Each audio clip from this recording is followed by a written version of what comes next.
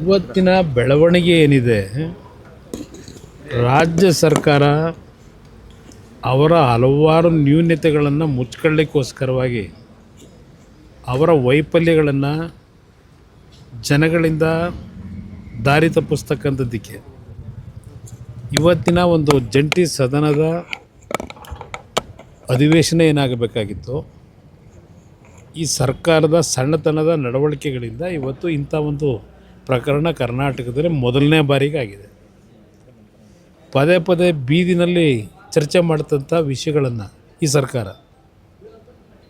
ಸರ್ಕಾರದ ಮಂತ್ರಿಗಳು, ಮುಖ್ಯಮಂತ್ರಿಯಿಂದ ಸಮೇತ ಇವತ್ತು ಅದನ್ನು ರಾಜ್ಯಪಾಲರ ಮುಖಾಂತರ ವಿಧಾನಸಭೆಯಲ್ಲಿ ಇಳಿಸಬೇಕು ಜಂಟಿ ಅಧಿವೇಶನದಲ್ಲಿ ಅಂತೇನು ಹೊರಟರು. ಅದರ ಹಿನ್ನೆಲೆಯಲ್ಲಿ ಈ ಒಂದು ಪ್ರಕರಣ ಇವತ್ತು ರಾಜ್ಯದಲ್ಲಿ ಪ್ರಥಮ ಬಾರಿಗೆ ನಮ್ಮ ಸಂವಿಧಾನದ ಚೌಕಟ್ಟಿನ ವಿಧಾನಸಭೆಯಲ್ಲಿ ನಡೆದಿದೆ.